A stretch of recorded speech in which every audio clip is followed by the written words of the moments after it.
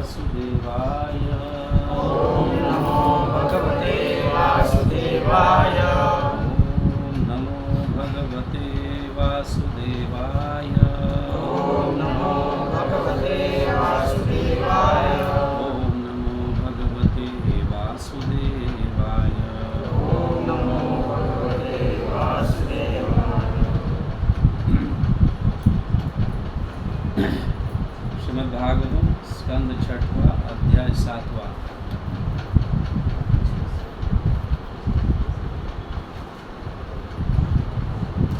श्लोक संख्या 1।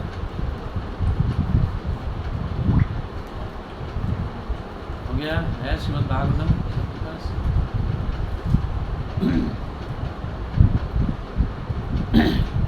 श्रीराजोवाच। श्रीराजोवाच कस्य हेतुपरित्यक्त्वा परित्यक्ता। कस्य हेतुपरित्यक्ता। कस्य हेतुपरित्यक्ता। कस्य हेतुपरित्यक्ता। आचार्यनात्मनः सुराः। आचार्यात्मनः सुराः। आचार्यनात्मनः सुराः। आचार्यात्मनः सुराः। एतद् आचक्ष्व भगवान्। एतद् आचक्ष्व भगवान्। एतद् आचक्ष्व भगवान्। एतद् आचक्ष्व भगवान्। शिष्यानाम् आक्रमां गुरो। शिष्यानाम् अक्रमं गुरु। शिष्यानाम् अक्रमां गुरो। शिष्यानाम् अक्रमं गुरु। श्रीराजोवाच। श्रीराजोवाच कस्य हेतुपरित्यक्ता। कस्य हेतुपरित्यक्ता। आचार्यात्मनः सुराः।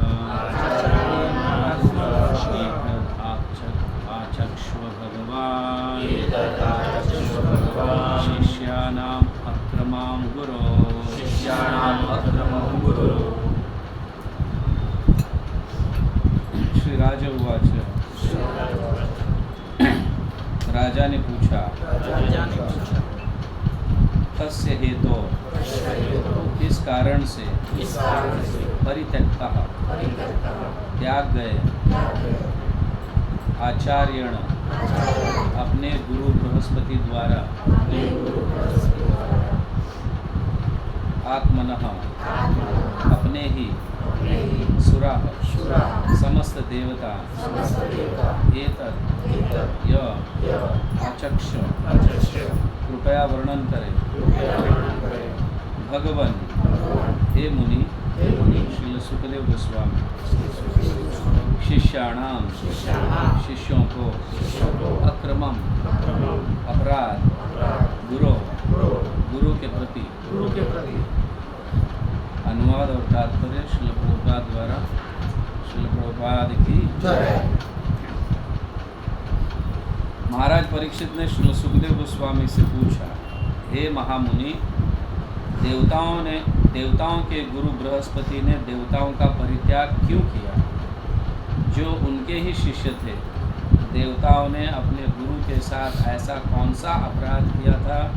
कृपया मुझसे इस घटना का वर्णन करें। तात्पर्य प्रभुपाद द्वारा। श्रील विश्वनाथ चक्रवर्ती ठाकुर की टीका है। सप्तमे गुरुणा त्यक्त्वै दैवपराचितै विश्वरूपो गुरुत्वेन कृत्वा ब्रह्मोपदेशः। इस 7वें अध्याय में बताया गया है कि किस प्रकार देवताओं द्वारा बृहस्पति का तिरस्कार हुआ, किस प्रकार बृहस्पति ने उन्हें त्याग दिया और किस प्रकार असुरों से पराजित होकर देवताओं ने ब्रह्म के उपदेशानुसार अपने यज्ञ कराने के लिए विश्वरूप को पुरोहित रूप में स्वीकार किए। यह इस श्लोक का सार, इस अध्याय का सार है। तो बहुत सुंदर श्लोक है। ओम ज्ञानतिमिरान्धस्य ज्ञानाञ्जनशलाकया चक्षुरुन्मिलितं येन तस्मै श्रीगुरुवे नमः। नमो ओम विष्णुपादाय कृष्णप्रेष्ठाय भूतले श्रीमते भक्तिवेदांत वेदांत स्वामी निधि नामिने नमस्ते सरस्वती देवे गौरवाणी प्रचारिणे निर्विशेष शून्यवादी पाश्चात्य देशधारिणे जय श्री कृष्ण चैतन्य प्रभु नित्यानंद श्री अद्वैत गदाधर शिवासादि गौर भक्तवृंद। हरे कृष्णा कृष्णा कृष्णा हरे हरे, हरे राम राम राम हरे हरे, हरे कृष्णा कृष्णा कृष्णा हरे हरे, हरे राम राम राम हरे हरे, हरे कृष्णा कृष्णा कृष्णा हरे हरे, हरे राम राम राम हरे हरे।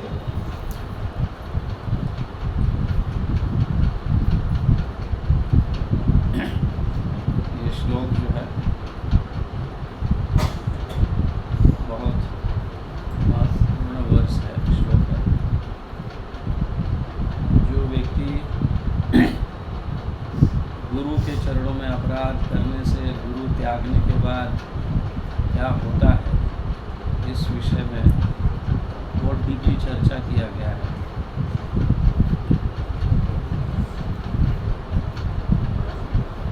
और गुरु त्यागने से हम क्या खो देते हैं अपने जीवन में, इस विषय में भी चर्चा की है।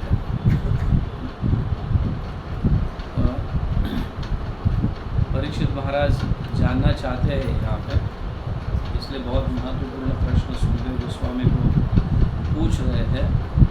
किस कारण बृहस्पति जो देवताओं के गुरु हैं,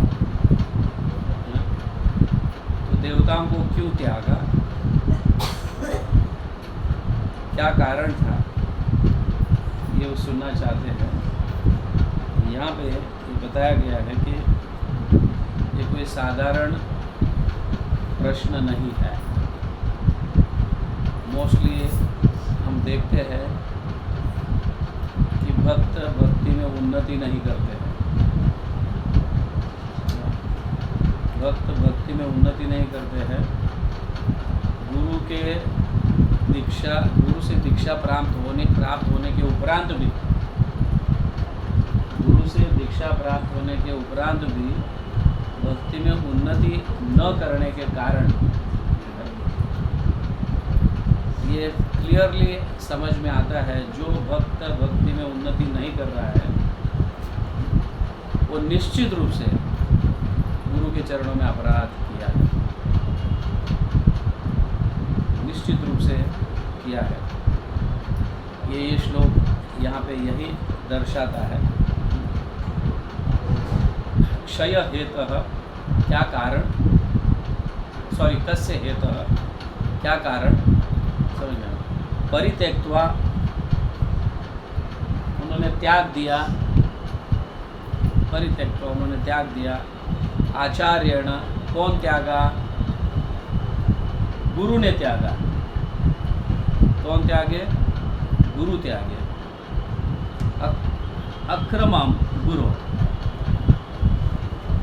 तो ऐसे कौन से कार्य किए हैं ये देवता, जिसके कारण देवताओं के गुरु बृहस्पति ने इनको त्याग दिया, ऐसे परीक्षित महाराज का प्रश्न है। तो यहाँ बताया गया है कि एक सिंसियर भक्त जो है, सचमुच जो प्रामाणिक है, वह अपने आप को बड़ा महान बनने के लिए सेवा या कार्य नहीं करता है। अपने आप को बड़ा या महान बनने के लिए सेवा हो या भक्ति संबंधित कोई कार्य हो, वो नहीं करता। वो निश्चित रूप से पतन का कारण बन जाता है, निश्चित रूप से पतन का कारण बन जाता है। किस तरह से इस मतलब अपने आप को पतन होने से बचाना है, तो यहाँ परीक्षित महाराज जानते हैं, फिर भी प्रश्न पूछना चाहते हैं। भक्ति एक तो बहुत सूक्ष्म है, भक्ति एक सूक्ष्म है। हरे कृष्णा।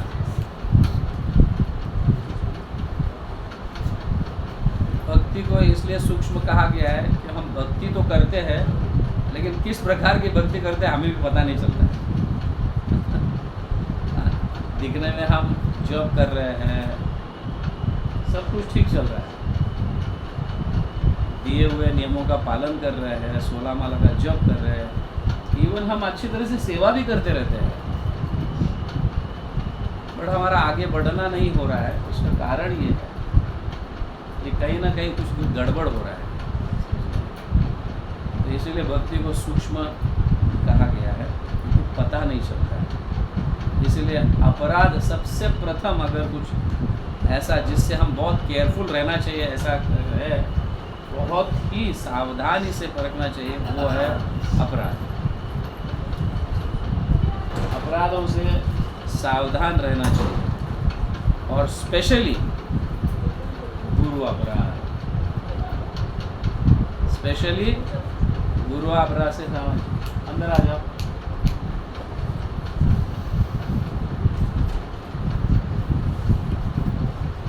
सो मोस्टली हम गुरु को जो है बहुत सामान्य रूप से देखते हैं, एक ऑर्डिनरी पर्सन समझते हैं उसको, सामान्य व्यक्ति है। गुरु की महिमा हमें पता नहीं है, क्योंकि हम कलयुग में जी रहे हैं। कलयुग में जी रहे हैं तो हमारी दृष्टिकोण ही ऐसा बन गया है कि गुरु के प्रति भी हम ऐसी तरह से दर्शन करते हैं, इसी तरह से देखते हैं गुरु को भी। यहाँ पे हमारी तो बात क्या है, यहाँ पे देवता भी ऐसे ही देख रहे हैं, ऐसे ही देख रहे हैं। सो अगर गुरु को हमने खो दिया या गुरु को अप्रसन्न किए, तो हमारा गाइडेंस लॉस हो जाता है। जो हमें मार्गदर्शन कर रहे हैं, भगवान उसमें ब्लॉक्स डालते रहते हैं, बहुत सारे विपत्तियां आने लगती है, प्रोटेक्शन भी लॉस होता है। समझ गए ना? प्रोटेक्शन को क्या कहते हैं? रक्षण या संरक्षण। वो भक्ति से संबंधित कहो या अपने भौतिक चीज़ों से संबंधित कहो, वो संरक्षण भी नष्ट होने लगता है। गुरु के अपराध से संरक्षण भी नष्ट होता है, और बाद में हमें क्या करना है, आगे कैसे बढ़ना, यह क्लैरिटी भी लॉस्ट हो जाता है, ये भी नष्ट हो जाता है, क्योंकि हमने गुरु को बहुत लाइटली लिया है। हमारा भक्ति में उन्नति न होने का कारण ही है। कहा गया कि एक्सटर्नली, बाह्य रूप से सब कुछ अच्छा चल रहा है, ऐसा लगता है, मैं बहुत अच्छी तरह से जॉब कर रहा हूँ, सेवा भी हो रही है, समझ गया ना, 4 नियमों का पालन भी हो रहा है, लगने लगता है ऐसा। बट हम किसी न किसी एक प्रकार से ऐसे हृदय के अंदर असंतुष्टता रहती है, भक्ति में आगे नहीं बढ़ पा रहे, आगे बढ़ नहीं पा रहे। ये बहुत सुंदर वर्स है वैसा देखा जाए। सो हमारे शास्त्र हर जगह और अनेक प्रमाण के माध्यम से गुरु के पोजीशन को बहुत डोमिनेट किए हैं, मतलब बहुत ऊपर रखा हुआ है। इवन यहाँ तक कि भगवान से भी ऊपर गुरु का स्थान दिया हुआ है, भगवान से भी ऊपर, क्योंकि भगवान को प्रस्तुत करने वाले गुरु हैं। भगवान को प्रस्तुत करने वाले गुरु हैं, या अज्ञानता लोगों को मार्गदर्शन करने वाले गुरु हैं, भगवान नहीं है, भगवान नहीं है, गुरु है। गुरु ही मार्गदर्शन करे, क्योंकि भक्ति स्वतंत्र है। भगवान के ऊपर हम ये ढकेल नहीं सकते कि भगवान ने इसको भक्ति दिया, मुझे नहीं दिया, इसको दिया, मुझे नहीं दिया। तो भगवान अगर भक्ति किसी को दे रहे हैं तो वो पक्षपात हो जाएगा, इसको दिया और मुझे नहीं दिया, इसको दिया, इनको नहीं दिया, उसको दिया, उनको नहीं दिया। इसलिए भगवान जो है भक्ति को किसके हाथ में दिए है? हरे कृष्णा, गुरु के हाथ में, समझे, गुरु के हाथ में दिए भक्ति। तुम्हें जिसको देना है उसको दे दो, समझ गया, तुम्हें जिसको देना है वो। तो भक्ति स्वतंत्र भी हो, स्वतंत्र होने के कारण भी भक्ति वैष्णव के माध्यम से किसी के हृदय में प्रवेश करती है, भगवान के माध्यम से नहीं। इसलिए सभी शास्त्र हमारे वेदास कहो या जो भी गुरु के पोजीशन को सबसे ऊपर रखा हुआ है। गुरु के कृपा के बिना भक्ति में हम थोड़ा भी आगे नहीं बढ़ सकते, थोड़ा भी आगे नहीं बढ़ सकते, पॉसिबल ही नहीं। इसलिए गुरु is not an ordinary person, एक साधारण व्यक्ति गुरु नहीं है, क्योंकि वो किसको प्रस्तुत कर रहे हैं? किसको प्रस्तुत कर रहे हो? भगवान को प्रस्तुत कर रहे हैं। अखंड जितना भी एंटायर क्रिएशन है, समझ गए, आध्यात्मिक जगत, भौतिक जगत, इतने सारे ब्रह्मांड, ये सब सभी के स्रोत भगवान, और उस भगवान को गुरु प्रस्तुत करते हैं।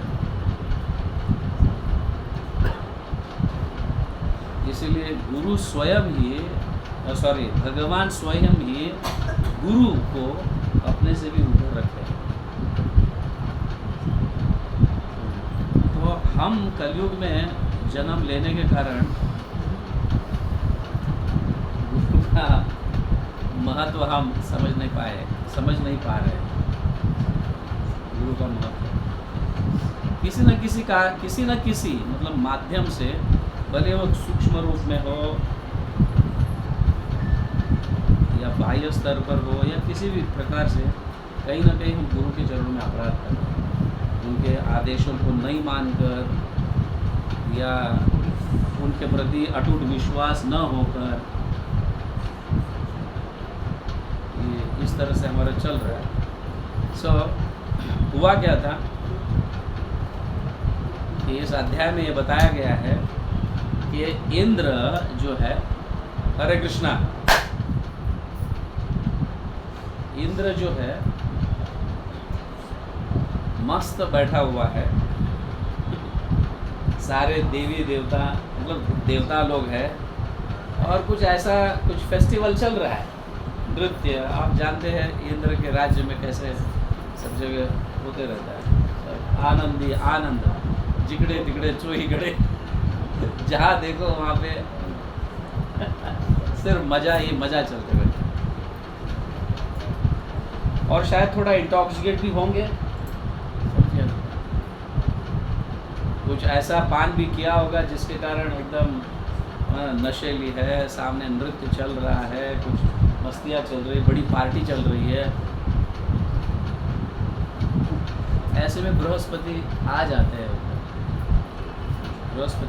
किसी कारणवश आ जाते हैं उस असेंबली में, और इंद्र ना खड़ा रहता है, ना उसका स्वागत करता है, ना उसको प्रणाम करता है। ऐसे मतलब जब होश में व्यक्ति नहीं रहता है तो ये सारे चीज़ें सूझते भी नहीं हैं,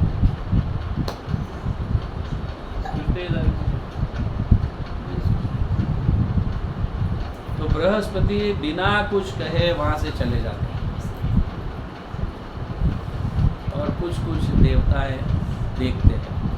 गुरु का आगमन हुआ लेकिन लीडर उठा नहीं, उनको प्रणाम नहीं किया, उनको वेलकम नहीं किया, उनका यह स्वागत नहीं किया, ये नहीं किया, तो बहुत बड़ा मिस्टेक हो गया। तो ये दर्शाता है, हालांकि बृहस्पति कुछ भी कहते नहीं, वेरी सॉफ्ट, और सॉफ्टली जो है देखा उन्होंने, कुछ सम्मान नहीं हुआ है, कुछ नहीं। मेरे आने पर कोई सब लोग एकदम अपने अपने व्यस्त है। एटलीस्ट लीडर को तो बहुत ही सावधानी बरतना चाहिए। इंद्र लीडर है सारे देवताओं का, मतलब उसको परखना चाहिए कि गुरु आए हैं, उनका स्वागत है, क्योंकि जैसा लीडर वैसा प्रजा, क्योंकि उनके आचरण से दूसरे में हाँ चलता है, हमारे लीडर भी ऐसा कर रहे हैं तो हमें करने में क्या दिक्कत है, ऐसा हो गया। फिर कुछ सम्मान नहीं था तो बिना कुछ कहे, नो हार्श वर्ड्स, बृहस्पति ने कुछ भी ऐसा कहा नहीं, सीधा वहाँ से चले गए। इंद्र के सामने में भी आए थे बट देख कर भी अनदेखा हुआ, क्योंकि इतना इंटॉक्सिकेट और अपुलेंस, देखो सारे लोग मेरी क्या पूजा कर रहे हैं, मेरे साथ मुझे कैसे सम्मान दे रहे हैं, समझ गए ना, नृत्य हो रहा है और सब इंद्र की वाह वाह वाह वाह, जो इस तरह से हो रहा है। तो ये ऐसे पोजीशन में रहने के बाद एक वैष्णव, एक गुरु साधारण कपड़े में जब आ जाता है तो हम उसको कुछ ऐसा देख कर भी अनदेखा करते हैं। सब शादी, फॉर एग्जांपल शादी के माहौल में सब हम एकदम भारी भारी कपड़े पहन के आते हैं, भारी भारी कपड़े पहन के आते हैं, सब लोग फिर एंजॉय करते रहते हैं। एक ऐसे मतलब क्या कहते हैं, एक ऐसे मूड में रहते हैं, एंजॉइंग मूड रहता है। उस एंजॉइंग मूड में समझ एक साधु आ गया वहाँ से और एकदम हल्के कपड़े पहने हुए हैं, तो क्या हम प्रणाम करेंगे? अरे सब गंदा लगेगा, मेरे इतने भारी कपड़े, इतने भारी कपड़े गंदा लगेगा, ये लगेगा, रिस्पेक्ट भी नहीं करना। और लोग भी क्या कहेंगे अगर मैं हाथ जोड़ूंगा, एक साधारण व्यक्ति को हाथ जोड़ूंगा, मैं तो कैसे एकदम अलग इसमें हूँ, हाथ जोड़ने से तो ऐसे सोचते हैं। हमने भी कई बार ऐसे बड़े बड़े फंक्शंस में, शादियों में अनुभव किए हैं। जब प्रभुपाद के डिसाइपल किसी को मतलब कुछ शादी में आते हैं, मिलने आते हैं, तो सिर्फ हरे कृष्णा कैसे कहते हैं हम, हरे कृष्णा, बाकी प्रणाम करना नहीं है, कुछ नहीं, क्योंकि हम एक अलग इसमें है। बट ऐसे समय भी वैष्णव जो है ना, इतना हार्शली कभी रहता है, तुमको प्रणाम करना चाहिए, तुमको ये करना चाहिए, ऐसा नहीं रहता है। तो सिंपल ऐसी सिचुएशन हुई थी इंद्र के सभा में, समझ गए, तो बिना किसी को कहे, सब अलग धुंध में है, बिना किसी को कहे वहाँ से वो निकल गए। ये माया का बड़ा प्रभाव है। हमने देखा है कि माया, हरे कृष्ण, आवाज, माया जो है बड़े आराम से अभक्तों को तो कैप्चर कर ही लेती है, जो भक्त नहीं है उसको तो कैप्चर कर ही लेती है, धन के माध्यम से, किसी का सौंदर्य के माध्यम से, फेम के माध्यम से, कुछ ना कुछ माध्यम से वो कैप्चर तो कर लेती है। लेकिन उसको डिफ़िकल्ट जाता है तो वो कैप्चर करना, भक्तों को अपने वश में लेना बहुत डिफ़िकल्ट जाता है माया को, क्योंकि भक्त लोग हर हमेशा भगवान के नाम में नाम लेते रहते हैं, भगवान के नाम के जो संरक्षण में रहते हैं, नियमों का पालन करते रहते हैं, ये करते रहते हैं। वहाँ पे माया जो है एक ऐसे रूप में आती है और भक्तों को इल्यूजन में डाल देती है। तो एक भक्त दूसरे भक्त के साथ वाद विवाद करता है, एक भक्त दूसरे भक्त के साथ क्या वाद विवाद करता है, मतलब डीलिंग अच्छा नहीं चलती, वो नहीं चलते। और फिर वहाँ पे जब डिस्टर्बेंसेस क्रिएट होते हैं दो भक्तों के बीच में, माया कहती है दिस इज माय विक्ट्री, ये मेरा जीत है। बहुत सटल रूप में माया आती है, हमें पता तक भी नहीं चलता। ये तो सिर्फ एक उदाहरण हुआ। माया के पास तो अनेक रूप है आने के लिए, हमें डिस्टर्ब करने के लिए भक्ति में। और माया तो ऑब्वियसली भगवान स्वयं भी कहते हैं कि मम माया दुरतया, समझ गए ना? और वह दैवी ऐश गुणमयी, समझ गए ना? मेरी बनाया हुआ माया, समझ गए? तो भक्तों को तो मतलब अभक्तों को तो अच्छी तरह से एकदम आराम से टैकल कर सकती है, लेकिन उन भक्तों पर टेस्ट लेती है वो कि जो भक्त भगवान के पास जाना चाहते हैं, भगवान के पास जाना चाहते हैं, उस भक्तों को वो माया जबरदस्त टेस्ट देती है, अनेक प्रकार से गुजरना पड़ता है। और क्यों लेना चाहिए टेस्ट? भाई ये तो भगवान की दैवी गुण शक्ति है, दैवी शक्ति है भगवान की, तो हम भगवान के पास जा रहे हैं तो फिर हमें टेस्ट क्यों लेना चाहिए? प्रश्न उठता है।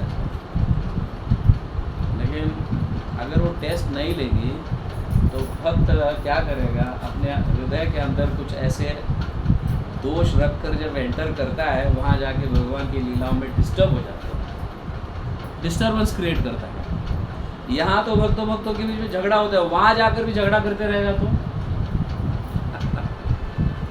इसीलिए माया बड़ा एकदम, जैसे जैसे हम भक्ति में आगे बढ़ने लगते हैं उसका अटैक ट्रांसपेरेंट होने लगता है, हम देख भी नहीं पाते, समझिए ना?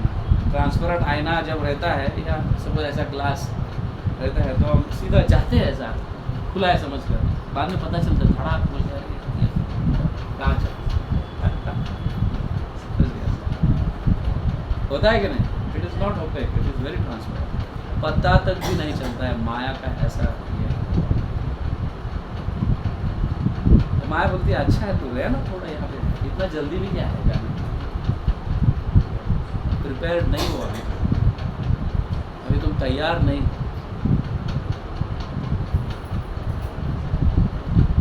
मैंने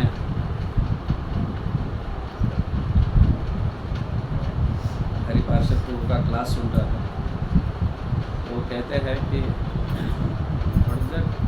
नाहम शक्य अनुपायेन हन्तुं भूतेन केनचित्, नाहम शक्य अनुपायेन हन्तुं भूतेन केनचित् यं मां प्रयतेते हन्तुं ध्यात्वा प्रेरण बलम। ये महाभारत के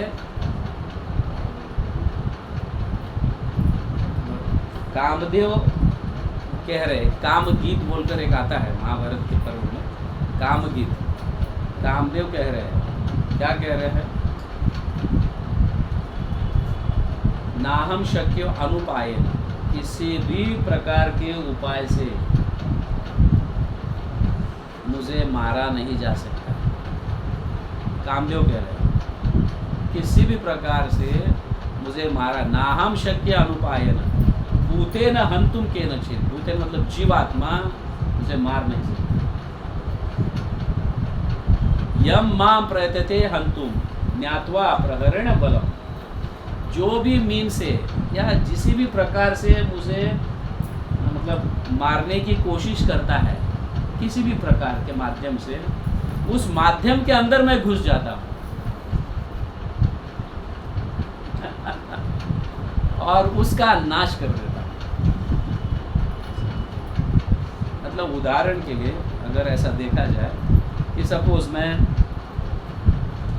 माया से दूर रहने के लिए जप कर रहा हूँ, हरे कृष्ण हरे कृष्ण कृष्ण कृष्ण, मेरे पास टाइम बहुत है, मैं 16 माला नहीं, 32 माला नहीं, 42 माला नहीं, 64 माला नहीं, और भी आगे बढ़ रहा हूँ मैं, इतना माला करूँगा और सोचूंगा कि आज मैं माया को हरा दूँ। वाह, अरे मूर्ख, उस माला में मैं अंदर छुपा था और तेरे अंदर ऐसा मैं प्राइड उत्पन्न करवाया, मतलब ऐसी गर्व या फिर अहंकार उत्पन्न किया, तुझे ऐसा लगने लगा कि मैं तुझे जीता, मैंने कामदेव को जीता। जैसे ऐसे विचार आ जाते हैं, पटाख बोल के पतन हो जाते हैं। वो बड़ा ध्यान पूर्वक हमें रहना चाहिए।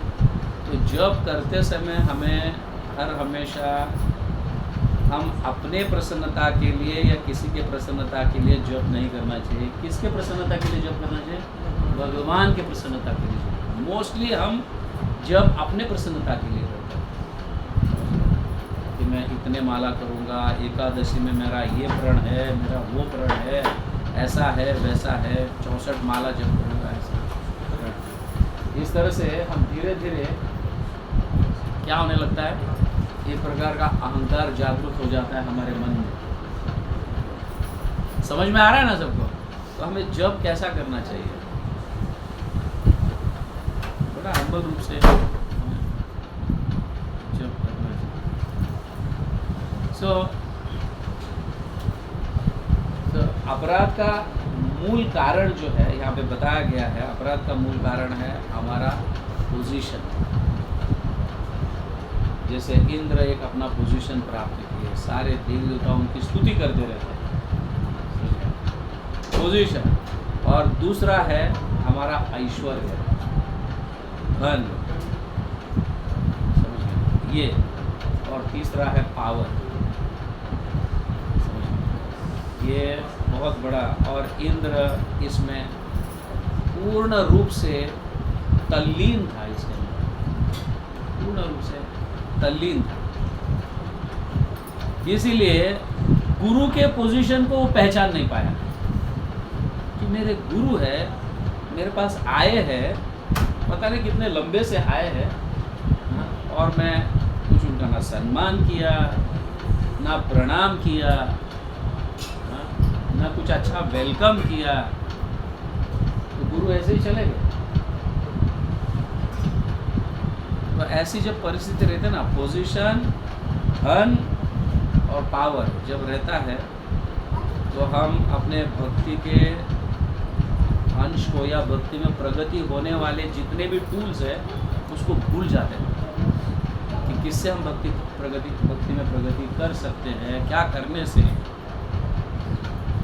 ये ध्यान में रखिए, हमारा प्रयास जो है हमें आगे ले जाता है। अभी देखो, अगर प्रमाण है प्रयास आगे ले जाता है, तो कितने सारे लोग गधे जैसा काम करते हैं फिर भी आगे नहीं बढ़ पाते, है कि नहीं? भौतिक जगत में ये देखने मिलता है कि नहीं? कुछ लोग तो प्रयास भी नहीं करते, एकदम आगे बढ़ जाते। इसका कारण एक ही है, वो है हमारे सीनियर्स का, बड़ों का या वृद्ध लोगों का कृपा। हमारे शास्त्र ये बताते हैं, बड़े लोगों की कृपा जब तक रहेगी तब तक सारे रास्ते आराम से खुल जाते हैं। इसलिए हमें ऐसी सेवा करनी चाहिए उन गुरुजनों की कि हमें सदैव उनकी कृपा प्राप्त होती रहे।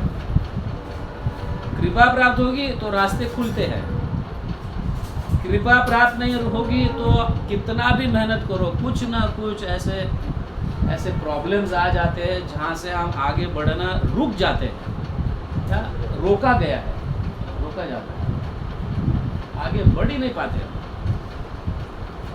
बहुत महत्वपूर्ण विषय है। हमारे शास्त्र यही कहते हैं कि बड़ों की कृपा अत्यंत आवश्यक है, स्पेशली वैष्णव की कृपा अत्यंत आवश्यक है। उन्हीं की कृपा से हम आगे बढ़ सकते हैं। जो उनको इंसल्ट करता है, उनका मतलब सम्मान नहीं करता है या अपराध करता है, तो कृपा जो है पूरा ब्लॉक कर देता है। वो भौतिक चीज़ों में भी आगे नहीं बढ़ पाता, ना आध्यात्मिक चीज़ों में आगे बढ़ पाता। या तो भौतिक चीज़ों में आगे बढ़ जाता है लेकिन आध्यात्मिक तो बिल्कुल नहीं होता। कुछ उसके पिछले कर्मों के अनुसार उसको भौतिक चीज़ें प्राप्त हो रही है, बट वो जैसे ही वो बैलेंस खत्म हो जाए, बैंक बैलेंस खत्म हो जाएगा, तो फिनिश, तुम्हारा अकाउंट भी स्टॉप, आगे बढ़ने का अकाउंट भी स्टॉप। इसलिए बड़ों की कृपा अत्यंत आवश्यक है। इसलिए आर्ग्यूमेंट्स, मतलब ऑफकोर्स आर्ग्यूमेंट्स, प्रश्न, बहुत आर्ग्यूमेंट्स करने का भी तरीका है, विनम्रता भाव से प्रश्न पूछ कर, ये कर और पहले सेवा कर, परिपाते न परिप्रश्ने न सेवा, समझ गए? करना भी है तो ऐसा। तो एक बार कृपा हट गई गुरुजनों की, तो फिर पॉसिबल नहीं है भक्ति में। फिर तुम कितना भी मेहनत करो ना, वो अपना मेहनत गधे जैसा ही हो जाता है। इसलिए अत्यंत महत्वपूर्ण है गुरु की आवश्यकता। तो इससे खास करके इससे दूर रहिए। भले हमें मटेरियल ऑपुलेंसेस प्राप्त होते हैं, वो धन है, नाम फेम है या व्हाटएवर, एटलीस्ट जब हम भगवान से संबंधित सेवाएं करते हैं, जब करते हैं व्हाटएवर, उस समय सारे अपने पोजीशंस को बाजू में रखते हैं। स्पेशली जॉब करते समय सारे पोजीशंस को बाजू में रख दो, इसके विचार नहीं आना चाहिए। और जॉब करते समय तो अपराध होना ही नहीं चाहिए।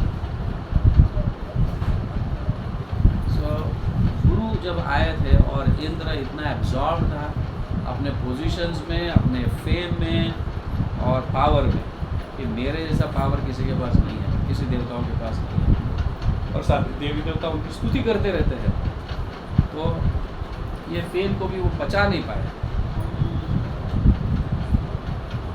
तो ये बहुत बड़ी सीख है ये।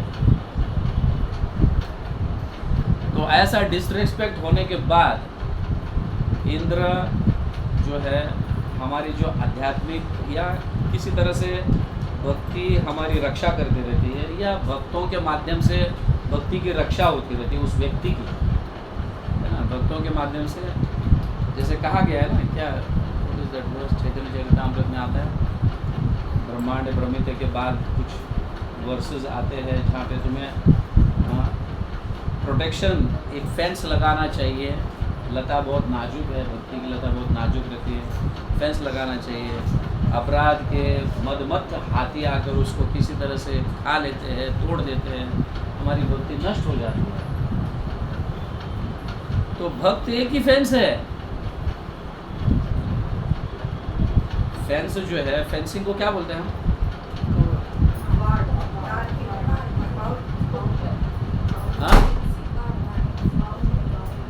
बाउंड्रीज जो होते हैं, भक्ति को बीच में बाउंड्रीज जो होते हैं, वो बाउंड्रीज पूरा निकल जाते हैं। स्पिरिचुअल प्रोटेक्शन पूरी तरह से चला जाता है जब हम गुरुजनों के चरणों में अपराध करते हैं। और फिर हुआ क्या, जैसे ही प्रोटेक्शन, स्पिरिचुअल प्रोटेक्शन चला गया, गुरु चले गए, गुरु ने दिखा मतलब अभी यहाँ रहना कुछ मतलब नहीं है, चले गए। भले उन्होंने कुछ ऐसा आवश्यक वाक्य या कुछ ऐसे हार्शली कुछ बोले नहीं है, बट मन बड़ा दुखी हुआ उनका। जैसे ही मन बड़ा दुखी हुआ और वहाँ से चले गए, तो पूरा स्पिरिचुअल प्रोटेक्शन नष्ट हो गया।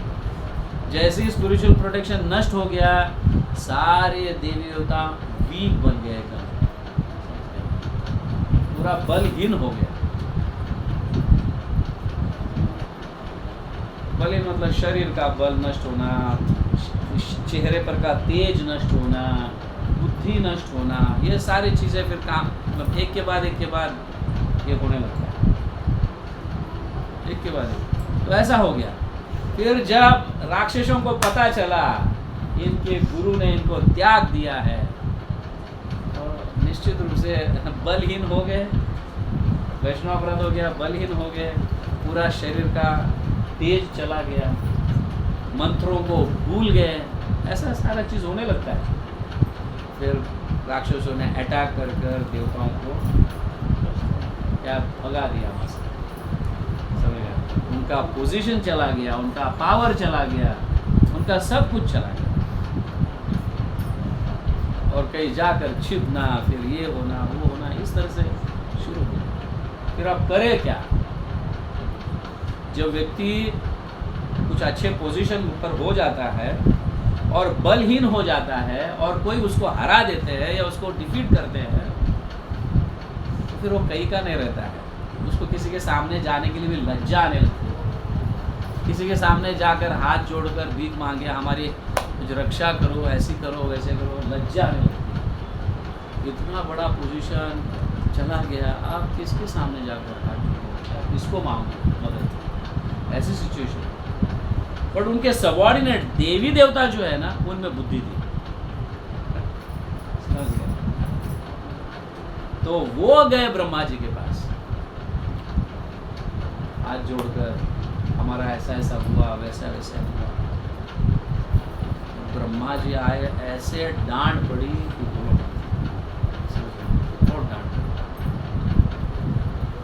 गधे लोग तुम, इस तरह से अपराध किया है तुमने, तो ये होगा ही ना। क्या तुम्हें शास्त्रों का अध्ययन नहीं है? शास्त्र पढ़ते नहीं है? हाँ, क्या सिर्फ ऐसे मजा करते रहते हो, पार्टीज करते रहते हो? ऐसे ब्रह्मा जी ने डांटा। अभी ये जब होश में आए इंद्रदेव, फिर अपने गुरु को ढूंढने लगे, समझ गए ना? कहाँ गए कहाँ गए कहाँ गए, माफ़ी मांगने के लिए ढूंढने लगे, बट वो मिले नहीं। फिर किसी दूसरे वैष्णव का आश्रय लेना पड़ा, वो है विश्वरूप। विश्वरूप का आश्रय लेना पड़ा, और विश्वरूप का आश्रय वो भी ब्रह्मा जी के आदेश के अनुसार। मतलब ब्रह्मा जी ने कहा इसलिए, नहीं तो पता नहीं क्या होगा। पर इसलिए लीडर के पास ऐसे भी लोग होने चाहिए, जब वो गुरु को त्याग देता है तो आफ्टर लीडर का बल चला जाता है, तो उनके सबऑर्डिनेट्स के भी बल चला जाता है, वो भी कहीं के नहीं रहते। तो उनको तो कम से कम इतनी सद्बुद्धि हो, किसी का आश्रय लेकर हम अपने इस ग्रुप को, देवताओं को बचा सके।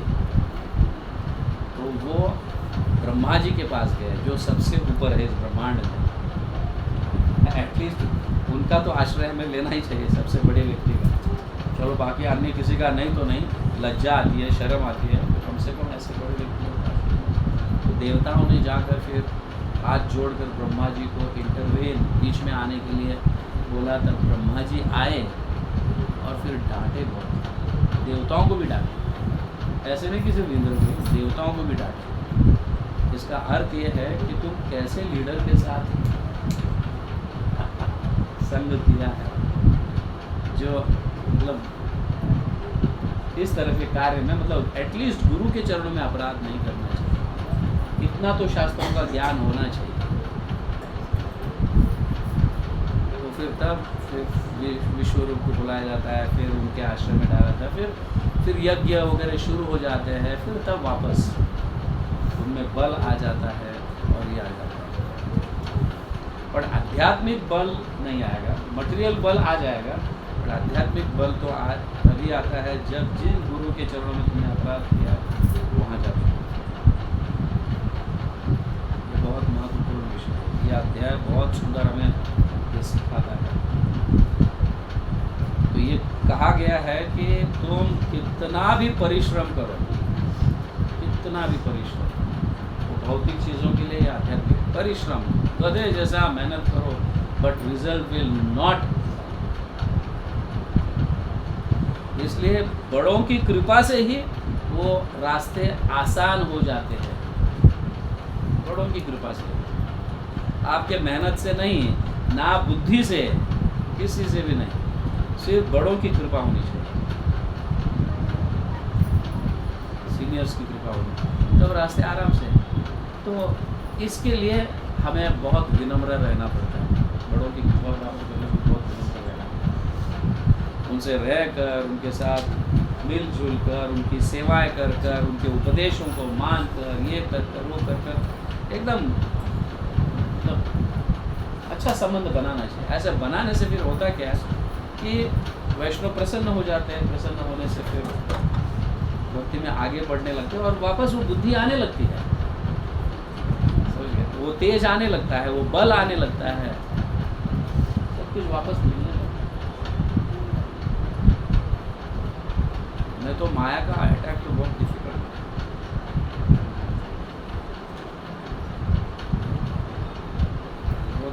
बहुत खतरनाक है माया का अटैक। वो किस तरह से अटैक करते हैं हमें पता नहीं चलता है। लगता है कि हम बहुत एकदम अच्छी तरह से हमारी साधना चल रही है, अच्छी तरह से हम 4 नियमों का पालन कर रहे हैं, अच्छी तरह से सेवा कर रहे हैं। मैं लास्ट गुरुवार को शायद ये कहा था, मुझे याद नहीं क्योंकि मैं उस दिन जब क्लासेस दे रहा था, लास्ट गुरुवार को शायद मैंने ये कहा था कि पुण्य, अज्ञात सुकृति, सुकृति और सेवा, इस विषय में चर्चा है। कितने लोग थे वहाँ पे क्लास में? हाँ, थर्सडे का क्लास। हम जो है कर्मी व्यक्ति जो है, मैं वापस कहता हूँ क्योंकि कर्मी लोग जो है पुण्य करते हैं, समझ लो, पुण्य करने से अच्छा फल मिलेगा, एटलीस्ट अगले जन्म अच्छा होगा, या फिर देवताओं के पास जाकर हम भोगेंगे, ऐसे विचार से कर्मी लोग पुण्य कार्य करते हैं। दान करना, ये करना, वो करना, ऐसे पुण्य कार्य करते हैं जिससे उनका फल वो प्राप्त होता है। पुण्य कार्य से भी श्रेष्ठ है अज्ञात सुकृति। अज्ञात सुकृति और ज्ञात सुकृति दोनों में अंतर है। अज्ञात सुकृति मतलब एक कर्मी व्यक्ति है, गाड़ी लेके जा रहा है और एक साधु संत थका हुआ है, उसको कहीं जाना है, तो महात्मा आपको छोड़ दूं वहां तक, समझ गया, बोलता है मेहरबानी होगी, तो उसको कार में बिठाया या कहीं बिठाया और फिर उसको वहां पे छोड़ देता है। उसको पता नहीं, उसको लगता है कि वो पुण्य कार्य किया है, पर उसको पता नहीं कि वो वैष्णव की सहायता की है। लेकिन वैष्णव की जब सहायता या वैष्णव को किसी तरह से प्रसन्न करते हैं या मदद करते हैं या किसी तरह से भी उनकी सेवा करते हैं, तो कर्मी उसको लगता है कि पुण्य कर्म किया है, लेकिन वो हुआ क्या? अज्ञात सुकृति। उसको ज्ञान नहीं है, सुकृति का ज्ञान नहीं है, लेकिन किसी तरह से उसको उस वैष्णव की सेवा की है तो सुकृति इकट्ठा होगी। ऐसे अनेक सुकृति, अज्ञात सुकृति इकट्ठा होने के बाद सुकृति का ज्ञान होता है। मुझे सेवा करनी चाहिए मंदिर में, या मंदिर से जुड़ना चाहिए, या भक्त बनना चाहिए, ऐसी एक भावना निर्माण होता है समझे मन में, और वो भक्त बन जाता है। अज्ञात सुकृति जब अनेक जन्म इकट्ठा हो जाए, अनेक जन्मों का अज्ञात सुकृति इकट्ठा, वो भक्त बन जाता है। तो भक्त बनने के बाद फिर सुकृति और सेवा में अंतर है। सुकृति मतलब क्या? अपने मन से सेवा करना, अपने मन से। मुझे ये सेवा पसंद है, मैं यही सेवा करूँगा, मुझे वो सेवा पसंद है, वो सेवा करूँगा, वो सेवा पसंद है, वो सेवा। तो अपने मन से जब सेवा करने लगते हैं वो सुकृति बन जाती है, सेवा नहीं। सेवा कब होगा? जब गुरु ऊपर अथॉरिटी से जब ये सेवा करने का आज्ञा दिया जाता है और तब वो सेवा स्वीकृत करता है, तो वो सेवा बन जाती है। तब तक वो क्या है?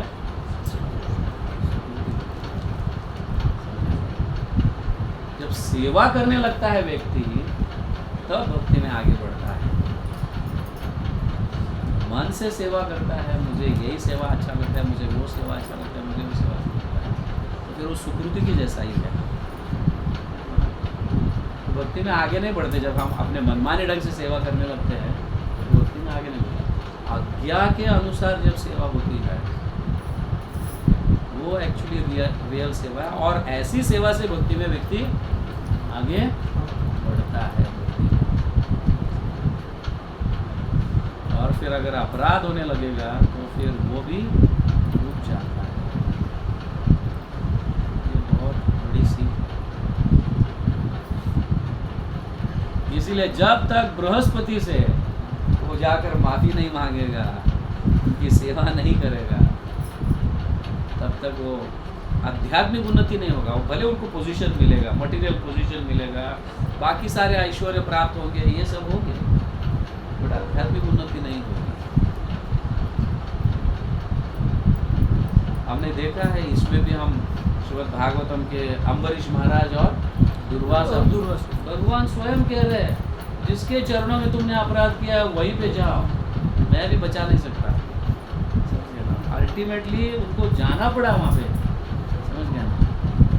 अम्बरीश महाराज के पास साष्टांग दंडवत प्रणाम करना पड़ा और उनको प्रसन्न करना पड़ा। हालांकि वो उसके भूखे नहीं थे। नहीं, आप गुरु है, आप साधु है, महात्मा है, मैं तो राजा हूँ, मैं तो इसमें लुप्त हूँ, समझ, ऐश्वर्य इसमें लुप्त हूँ। ऐसा विनम्रता उन्होंने दर्शाया है। अभी तक ऐसे कई वैष्णवों से मैंने सुना है, अभी तक दुर्वासा मुनि अम्बरीश महाराज के गुणगान गा रहे हैं अभी तक, समझ गए ना, अभी तक गा रहे हैं।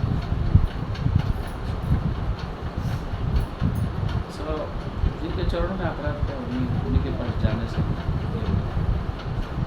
ये ध्यान में रखिए, पुण्य, अज्ञात सुकृति, सुकृति और सेवा अंतर है। दिखने में ऐसा ही दिखता है, समझ में, सेवा कर रहे हैं, बट इसका ज्ञान हमें होना चाहिए।